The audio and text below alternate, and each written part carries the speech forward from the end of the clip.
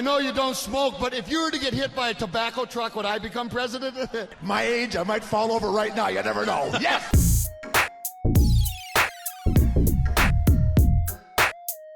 What is up, everybody? This week we return to the summer of 1999 for this classic review. That is a very pivotal time period in my life and my wrestling fandom. So many of my most vivid and deepest, earliest wrestling memories come from this time period. And so I was definitely still watching both shows pretty obsessively, just trying to absorb anything I could about wrestling during this time. Even though, upon rewatching this stuff again with adult eyes, I'm like, yeah, I didn't like it then and I don't like it now. We are going to dive right in to some Bash at the Beach 1999 from July 11th at the National Car Rental Center in Fort Lauderdale, Florida. This show was nominated by Aaron Miller over on patreon.com/wrestlingwithwregret. By the way, I'm wearing this shirt this week because in honor of the tradition the broadcast team had in WCW every year with Bash at the Beach, I decided to kind of celebrate along with them. This is the closest shirt I have in my closet that would classify as a tropical shirt. I call this my Mexican wedding shirt because I bought it in Mexico when I went to attend a wedding. So that's what we're dealing with here. But I am feeling festive. I am feeling like I'm here at the beach, and I'm getting ready to review some 99 WCW action. And oh boy, it's as bad as I remember it being here. We all think WCW in 2000 is bad. It is its own class of bad, certainly. But 1999, things are really starting to just kind of fly off the rails. But it's not entirely without good things to look forward to because there is definitely some intrigue. A lot of returns happening right now in WCW. For instance, Eddie Guerrero is back after being injured in that horrific New Year's Eve car crash. Probably returned to action a bit sooner than he should have, but he's fighting all the former LWO members one by one. Goldberg's also back, being reintroduced by way of a Megadeth performance on an episode of Nitro. Neither Guerrero or Goldberg will be on this show, by the way. However, another return that's pretty notable in the build-up to Bash the Beach is the on-air return, at least, of Bret Hart. He hadn't been seen since the previous fall to tend to a groin injury and get surgery for that. Just before he was supposed to return to TV, Owen Hart died at Over the Edge in that really tragic rigging accident as the Blue Blazer, and so Bret spent more time off TV. He had a planned program with the WCW champion Kevin Nash, and then like the day before we're going to advance that storyline, Over the Edge happened. So Bret took several more weeks off of television. He had been very open in his autobiography that the company and Eric Bischoff were very kind to him, giving him all the time that he needed and being very kind of cautious and just kind of considerate of him when they asked, like, are you ready to come back here? Do you want to make a public address to the fans? And so Bret did that on the episode of the Georgia Dome of Nitro, and he got there in the ring and didn't really have a script, didn't really know what he was going to say. It was a very emotional speech because all the things he was going through at this time, how fresh everything was, what he was thinking, whether or not he even knew he was going to wrestle after this. So much was up in the air with Bret at this point. He would return to action in September of that year. But yeah, I do remember very vividly Bret's return here at the Georgia Dome to make that speech and the video package that they made for him in honor of everything that happened that's gone on with his career and also in light of the tragedy with his brother. I think WCW did a very good job handling this tragedy for sure. 13,624 folks in the building, 175,000 pay-per-view buys, down huge from about 580,000 the previous year. Holy hell, what a drop-off. Nice seizure-inducing end to this opening package where everyone gets a frame of footage at a time. Tony Schiavone and Bobby the Brain Heenan are on the call here, and let's go to DJ Ran. Let's get rowdy, Fort Lauderdale. This was definitely more of WCW trying to really hammer home the identity of like, we are, it's like spring break, MTV, party culture surrounding this, as far as like what they're trying to do to reach out to the youths, I would assume. Like, hey, we're gonna have a live DJ between the matches. We're gonna bring in Ricky Rackman because he was a MTV host for a time. We're gonna have Nitro Girls and Spring Breakout and the Nitro parties and all that stuff. So DJ Ran, a short-lived member of the, I guess you would call it broadcast team, the hype team in WCW. I remember him being there for a little bit of time, but not to make any kind of noticeable dent. Schiavone and the Brain chat about the card for a bit. They toss down a Mean Gene Okerlund on the stage. Hard sell that hotline, Gene. Let's go to Mike Tenay at the Junkyard. He runs down the rules for this big, unforgiving ring of busted up cars for the first ever Junkyard Invitational. We're all so excited to watch this huge clusterfuck unfold. Your opening matchup sees a pair of dancing fools as Ernest the Cat Miller takes on the Disco Inferno. Disco at this time is a babyface, or at least he's trying to be. I don't think he's like terrible at it. He's not good at it either. To me, when he's doing babyface promos or whatever, he just feels very bland. They had a dance contest a couple weeks ago on Nitro that saw Miller jumping Disco out the gate because he's such a baddie. Miller continuing his shtick here. He's well into the like James Brown copping gimmick that he has here that really helps him take off as a character, being this heel persona, being ridiculous. I love watching Ernest Miller here, like maybe not so much as a wrestler, but in terms of shtick and character, like he is just hysterical to watch. Miller's accompanied by Sonny Ono, and he cuts down this crowd full of rednecks in his promo, saying if he had time, he'd whoop every one of these rednecks. He's gonna ask for another dance contest tonight, then call his mama, then whoop somebody's ass. They do mention during Disco's intro here that there was a stipulation that the loser could never dance again. Oh, but they protested, so we're not doing that stipulation anymore. And that was it. Like, wow, thank you for letting us know we don't have to watch this matchup, because it doesn't matter. I love that they kind of booked themselves into a corner with that though, because like, I don't think either of them losing would have been like a net gain for their characters. Like Ernest Miller, like he was still early enough into the dancing gimmick, it would have cut it off before it like really got over.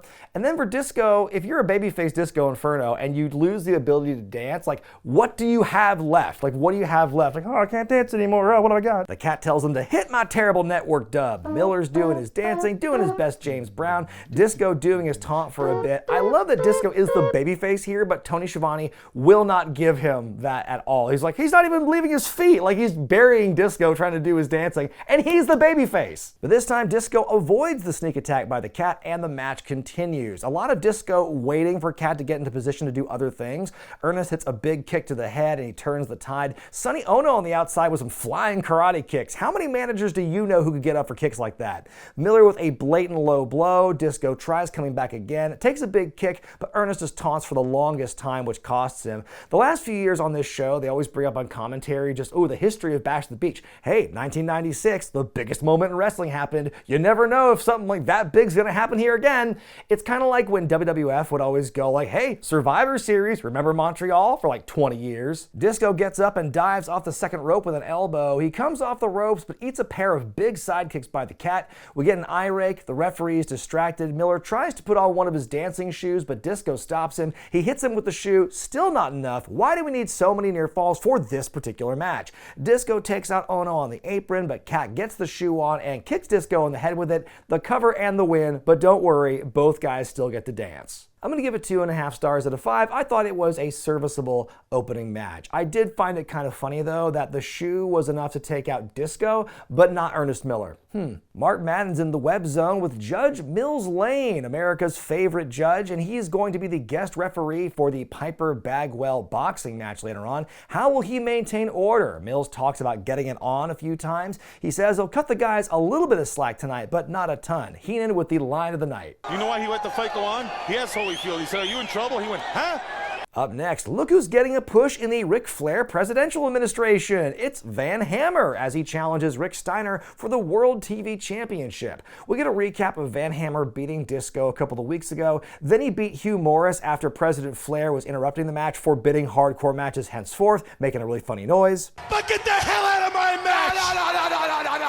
So after Hammer won a couple matches, he asked Flair for a title shot, and he was granted one. Rick on the microphone shouting out he and his brother Scott, saying if someone's got an attitude, he'll stick it where the sun don't shine. No peace, no more tie-dye for this man. Steiner starting out with the fists, but Hammer just kicks Rick out of the ring. It's very physical from the get-go here. Rick is clawing at the face, even peeling back the padding on the concrete, DDTing Hammer on the floor. Rick forgets the match is not falls count anywhere, so Rick shoves the referee, which does not get the match thrown out. Big surprise. Nor does the blatant low blow. Rick is just bopping Hammer in the face out of the corner. Back on the outside, Hammer taking Dave Penzer's chair, hits Rick with it. Hey, it's all good here, says the ref. 2 straight low blows by Rick, the Steiner Bulldog, and that's the match. I give it 1 star out of 5 because it was such a gobsmacking thing to watch. Like, Jesus, what did Van Hammer do? Like, what did he do to make Rick Steiner so mad that he would just beat the shit out of him the entire match? Like, look, I don't have any like fondness for Van Hammer at all. I've certainly made my opinion on him known on this channel,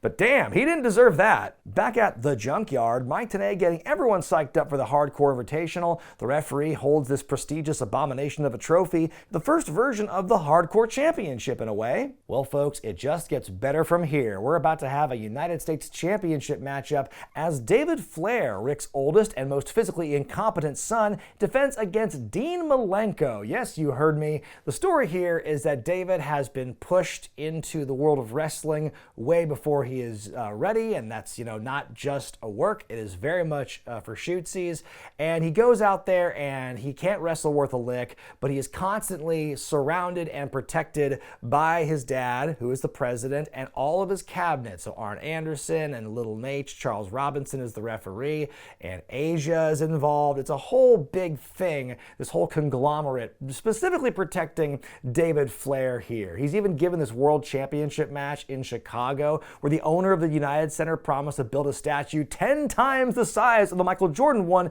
if Dave won it. Be like Dave. Be like Dave. And so he doesn't win the World Championship. So Scott Steiner has been stripped of the U.S. Championship because he's injured. So Ric Flair, drunk with power, he gifts it to his son David. And of course, wacky hijinks just continue from there.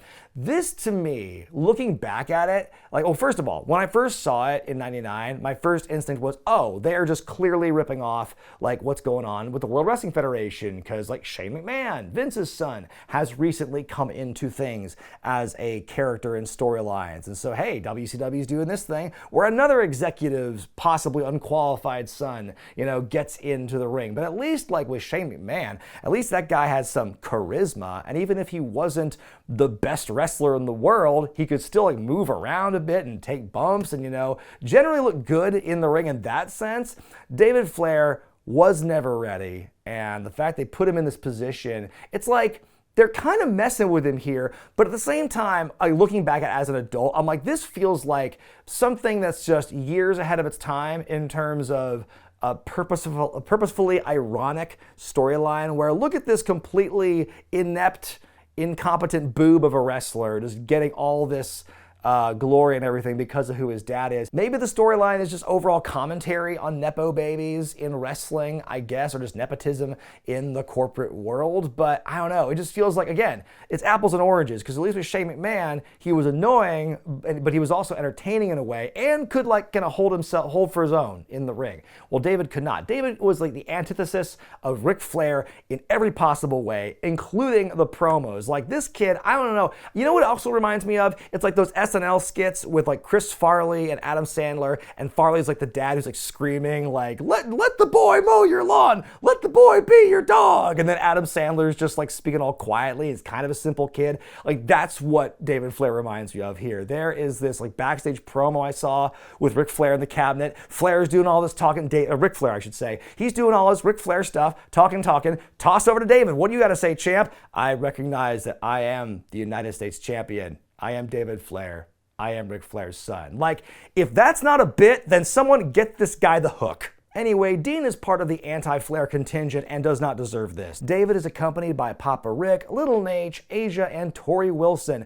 Shivani with a great line on commentary as the match begins, saying David, who has been most unimpressive in all of his title defenses and delivering it with the same delivery as when he's putting someone over, is hilarious. Dean with the kicks in the corner. What the hell kind of selling is David doing here? Dean punches Ric Flair, goes to grab the submission. Arn comes into the ring, hits the spine buster on the referee, but the camera misses it. Little Nate puts on the referee's shirt. Rick KOs Dean with the belt. David is put atop of Dean, and the 3 counts made. David retains. 0 stars out of 5 for me on this one. Honestly, the only thing that would have made it a half star or greater was if we saw that spine buster there.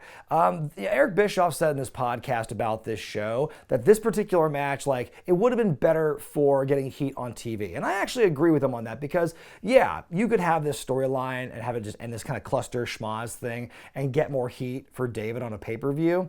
But they didn't. They put it on this show, and that is just not a pay-per-view angle. I thought that was pretty pathetic. And all I can say when it comes to David, though, I mean, he'll get a little bit better by the time he's done. Backstage, Master P and the No Limit Soldiers are oh, no, wait, they're just replaying what happened last month at Great American Bash. Curt Hennig gushes and asks for an autograph for a CD. He trashes it, and then Master P shouts hooty hoo a lot. So that is a pretty big development in WCW at this time. They've just nabbed Master P, who at this time is one of the top recording artists in the country right now, one of the top hip-hop artists, and you know, it was a big deal for WCW to get him. It's again the same similar vein of like the MTV generation and trying to appeal to them. And so Master P comes in with this big press conference. He arrives with all this fanfare in WCW. He forms a wrestling version of the No Limit Soldiers, which involves Rey Mysterio and Conan and some of Master P's friends and a cousin of his named Swole, actually, as Curt Hennig and his friends Bobby Duncombe Jr., Barry and Kendall Windham form the West Texas Rednecks,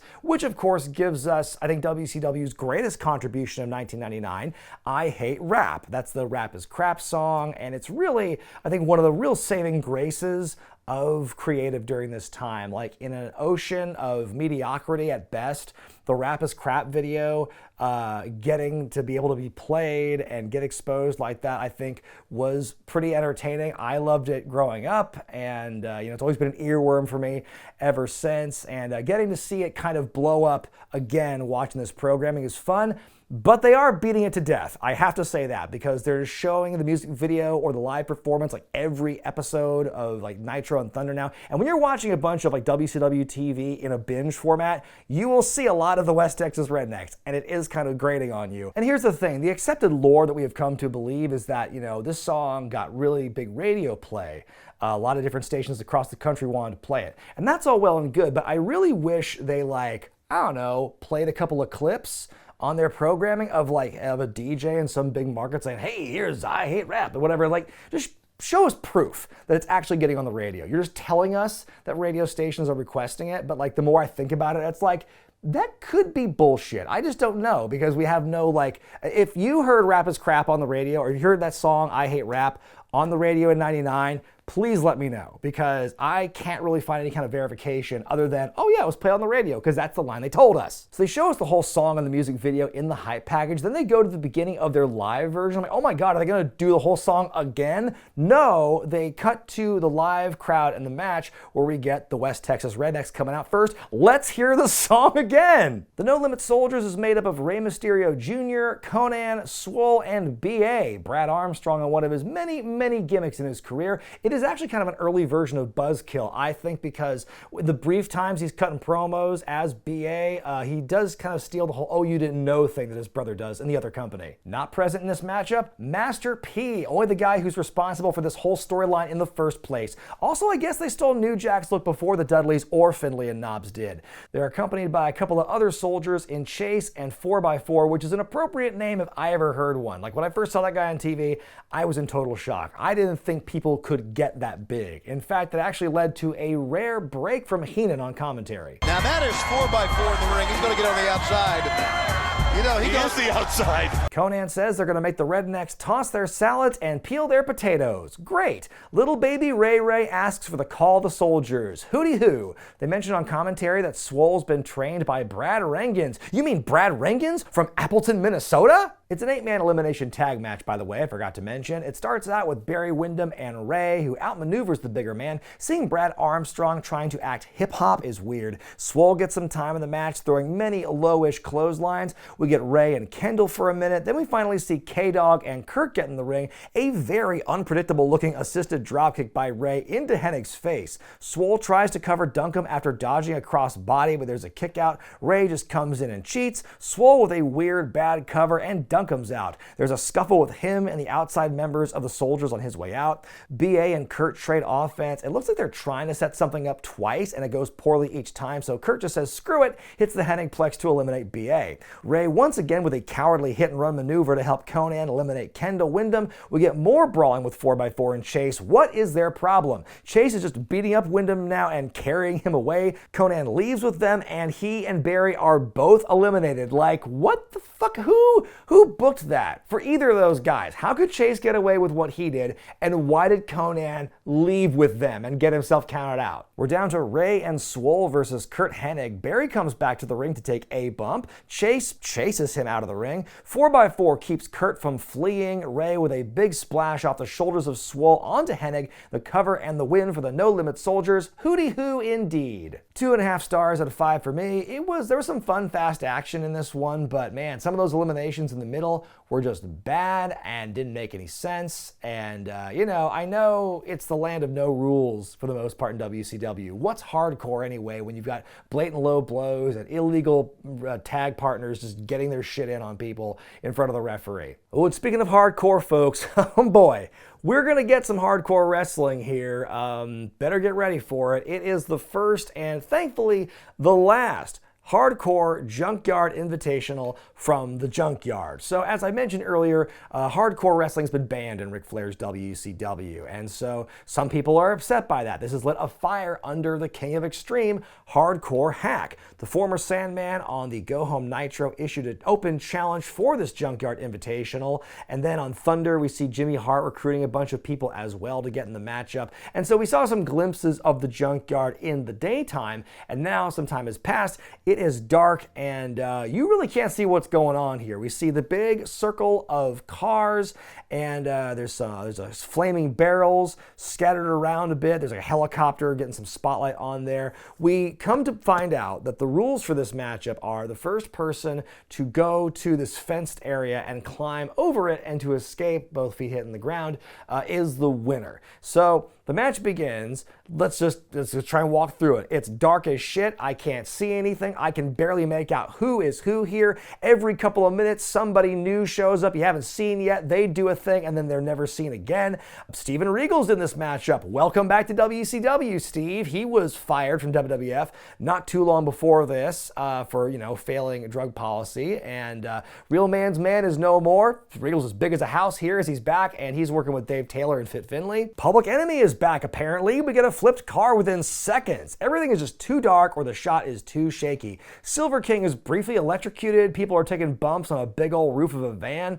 Jimmy Hart's on the outside wearing a helmet and a yellow shirt with the name of the Junkyard on it, is shouting at everyone for no reason. One of my favorite parts of this matchup is so minor, but I love the fact that Shivani is able to spot where Hack is on the helicopter shot for the first time just by how he punches. That's pretty cool. Hugh Morris takes a big ass bump onto the hood of a car, then does it again about a minute later onto Rocco Rock. I think Silver King hits a big dive onto a bunch of guys. Hack legit hurts his shoulder as a result of that spot. La Parka throwing a whole damn car bench at Brian Knobbs. Silver King getting glass into his arms and back. Fun for all. Guys, the fence is that way. Why are none of you going for the fence? No one's even fighting in that area trying to escape yet. This thing just keeps going and going. It's incredible. Everyone's sweating their asses off because the heat and the humidity in Florida is so high. Rocco Rock is the first person to even try to climb out, but Horace Hogan stops him. We cut away from that and then go back to everyone fighting in the middle. I'm guessing Horace brought Rocco back in. Now there's a wall of fire I don't think had been brought up until now. Fit Finlay goes into a trunk. Then suddenly we see a forklift roll up that picks the car up to take it to the crusher.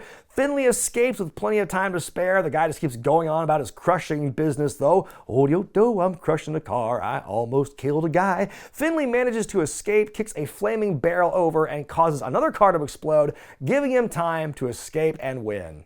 -5 stars. My word. That was...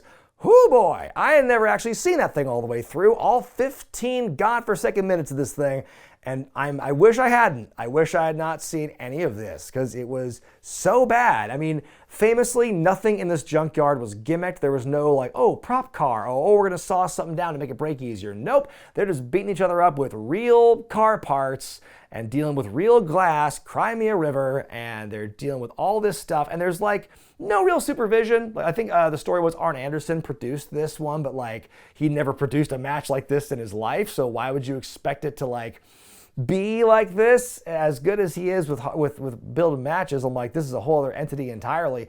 And, you know, famously, a bunch of guys got legitimately hurt in this thing because of this stupid match, like Hardcore Hack, Mikey Whipwreck, you know, Silver King, Hugh Morris, just to name a few, got injured and were put on the shelf because of this. You couldn't see the match. None of it made sense. It went on forever. This thing was just the worst. Now, Finlay, by virtue of winning this matchup, he is granted that ugly hardcore championship trophy, technically making him the first hardcore champion, but sort of in the way that Hulk Hogan was technically the first IWGP champion, where it's like it's a different belt lineage when the belt's finally reintroduced, because the hardcore division, this was an unsanctioned fight.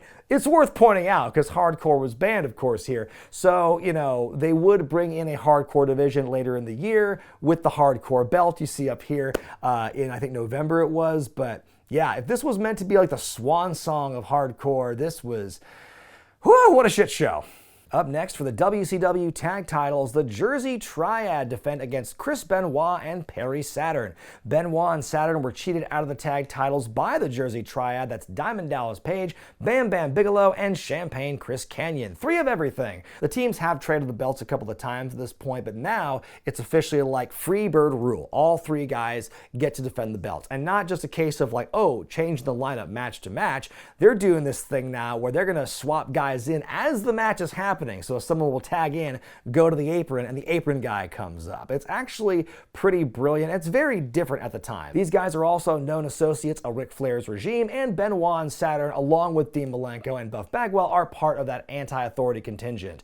DDP on the mic saying the crowd used to love him, now they hate him, but they'll never forget him. Saturn and DDP off to the races, hitting each other hard and fast. The trio spend the match switching legal members as the match goes on, like I said. Heenan often in this matchup referring to Kanyon as a future big star in the industry. It's very bittersweet we didn't get that, obviously, but there's very few people who Heenan would gush for and like really sing the praises of on commentary. Kanyon was one of those few. A double snot rocket to Kanyon, gross. The challengers start working Chris's legs now. Saturn with a big-ass top rope leg drop to Kanyon, but the pin's broken up. Some misdirection by Bigelow is caught, but DDP with a dive off the apron. The fans are starting to get distracted now by a beach ball as the match goes on. Saturn and Kanyon go up top, Perry with an overhead belly to belly. Hot tag to Bigelow and Benoit, bodies flying all over the place. DDP goes up top to taunt and nearly eats it. More back and forth, more partner swappage by the Triad. Referee misses a tag by Benoit, and also some sneaky double teaming by the heels.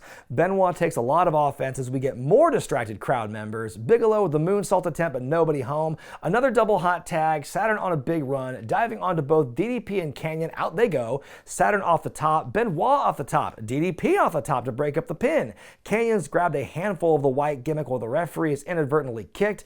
DDP's blinded as well, hits the diamond cutter on his own man. Somehow Bigelow makes the save. Page throwing a wastebasket into the ring and dinks Benoit, dinks Kanyon again. A diamond cutter on Saturn. Page with the cover and the win. I give it 4 stars out of 5. This is definitely the best match of the night. It was got a little long at times and got a little confusing at moments, but I think it was still probably just in terms of like action per minute ratio, this is definitely the most exciting matchup on this show. I feel that the Triad, just a massively underrated group. Even when I was watching back then, I thought I liked the Triad a lot. I liked DDP, I thought Kanyon was cool, and seeing all those guys work together, that was a really cool moment to see those 3 Jersey boys getting some time to shine. I wish they got more love, though, in WCW. I wish they got some more exposure. On we go now to a boxing match as Roddy Piper takes on Buff Bagwell. Okay, so here's some background about this thing. At the Great American Bash, Ric Flair and Roddy Piper fought in a match for the presidency of WCW. Flair won by disqualification when Buff Bagwell attacked Ric Flair. And so then the next night on Nitro, Ric Flair changes his tune about Piper and invites him to become the Vice President of the world. Just an incredible unhinged promo proceeds from this as these guys, just 2 of the most insane old talkers from their era, suddenly form this demented mega powers, this pair of old friends who are getting to work together for the first time in forever as wacky heels. At the time watching it, I did not like this. I didn't get Flair, I didn't get Piper, because I was still so young in my fandom, and I was like, these guys are not fun to watch. I was just kind of like, this, turn it off for me. But like watching it back now, you know, not in the weeds of that time period anymore, and just kind of like looking at these guys as performers, I'm like, this is some of the funniest stuff of all the programming on WCW. Like, this is some of the highlights. Just seeing Flair and Piper like interacting with each other and other wrestlers as the president and the vice president. I mean, it's really the most entertaining stuff on Nitro. And so, like I mentioned, there is this big anti-administration contingent in WCW, which includes Buff Bagwell. Now, Bagwell, he attacked Ric Flair at the Great American Bash. A week later on Nitro, there's this big 8-man tag team match where Bagwell pins Ric Flair, hitting him with a blockbuster, beating him clean. So Bagwell is rewarded for that by fighting Roddy Piper in a boxing match.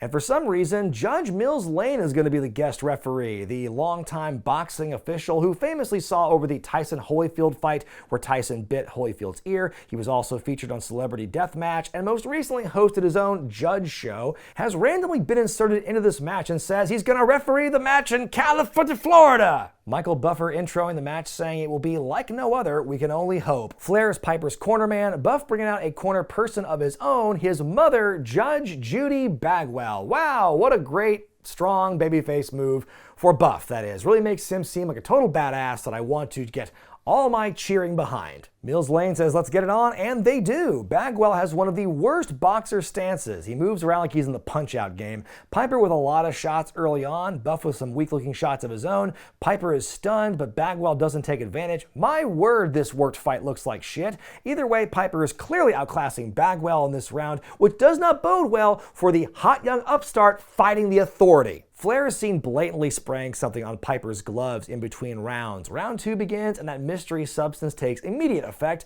Mommy helping Buff. Buff takes some punches. Piper takes some punches. We're at the end of the second round. Piper takes a cheap shot on Buff, and that leads to Judy biting Piper's ear. Timely reference. She dumps the water bucket on Piper's head. Down goes Piper. Down goes Flair. Buff hits the blockbuster on Piper and covers him to win? That's not how boxing matches work. Judy then chases Flair around the ring, who is running away from her. What is going on? Jeez, -2 stars. This show has been brutal, folks. Like, this match was absolutely, I don't know what you want me to grade it on, because like, it's not a great boxing match, not a great wrestling match. The fact they try to pivot from one to the other near the end to give you a pinfall finish is absolutely bonkers. This has sucked a lot so far. Thank God it's time for the main event. It's a tag team match for the WCW Championship as Kevin Nash and Sting, also technically versus Sting, versus the Macho Man Randy Savage and Sid Vicious. Can Sting be trusted? Oh goody, I'm so glad we're revisiting that old chestnut. At the Great American Bash, Nash defended his title against Randy Savage in the main event. It ended in disqualification when Sid Vicious returned and interfered on behalf of Savage. Nash and Sting don't get along, so Flair's having the two of them team up against Savage and Vicious at Bash at the Beach. This gave us a moment where Nash kidnapped Gorgeous George, Randy Savage's valet, for a whole week. It was during that match with David Flair for the world title. He just got a taser, was stun gunning everybody, up and kidnapped George and ran away with her. Even on Thunder later that week, it involved Nash outsmarting and frustrating Savage on multiple occasions throughout an episode of Thunder. It all wrapped up on the Go Home Nitro when Savage could see George and Tori Wilson hanging out with Nash backstage, to which Savage infamously stormed in and assaulted the two of them on live television. Send for the man. Botchamania fans might recognize this moment. Oh, what fun that was for WCW. They certainly got a lot of heat. Apparently a lot of Turner executives were at the Georgia Dome when this show happened, so needless to say, got WCW some heat, got Savage some heat. He wasn't even on Thunder that week for the Go Home, even though he's in the main event. Also, Sting is accused of driving the white Hummer that took out Nash weeks ago, and they further allude to this by having Sting near some other Hummer-related activity, popping out of a Hummer to attack Rick Steiner, showing a presumably Sting driving another black Hummer. Similar. On the Go Home Nitro, the real Sting shows he can be trusted by attacking the fake Sting, sound familiar, but Nash inadvertently powerbombs the real one. He makes no apologies for it on Thunder, then decides to add the stipulation that Sting can fight for the belt too, which... Huh? Why would he do that? Like, your back's already up against the wall with Savage and Vicious. You've already got a partner you don't trust. And now you're like, here, I'm giving you a chance to betray me and take my title. What the fuck?